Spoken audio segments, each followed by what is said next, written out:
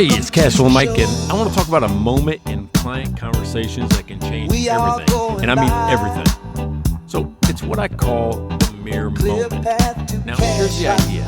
The whole point of the elevation sequence is to get your client to say their burning issue out loud. Because once they say it, they own it. And once they own it, they're finally ready to fix it. They're ready to dig in. But what happens when they won't say it?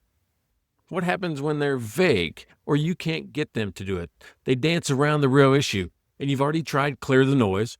You've explored their challenges using the Explorer. Heck, maybe even used the crowbar to dig a little bit deeper. But they're just not seeing it. They're not saying it. They can't put it all together. Well, that's when you pull out the mirror moment, right? That's when you finally get them to see it. And here's how it works. First of all, I want you to tell a story about someone else, right? Somebody who has a similar issue to the one you think your client is dealing with. And the trick is the story needs to be specific enough so that your client can see themselves in it without feeling being called out, right? We're not judgmental. We're not being accusatory. We just want them to see the situation.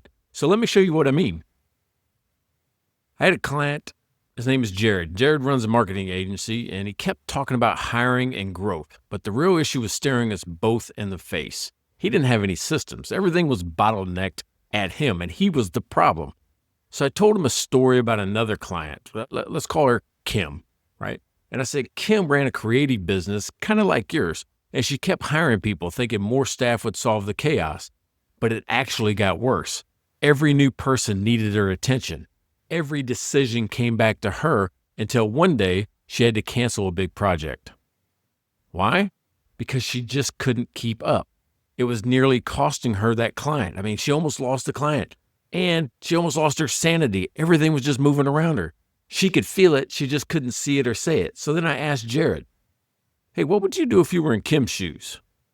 You see, that's the moment. Because they can solve other people's problems even if they can't solve their own. So he leaned back and he says, well, I'd stop hiring and I'd start documenting my process. Otherwise, I'm just adding chaos. And I just nodded and said, hey, you think we should check and see if something like that might be happening in your business too? Boom. That's the mirror moment because he saw himself in the story. He named the problem, and now we were finally having the real conversation, not dancing around it. So here's how you can use the mirror moment.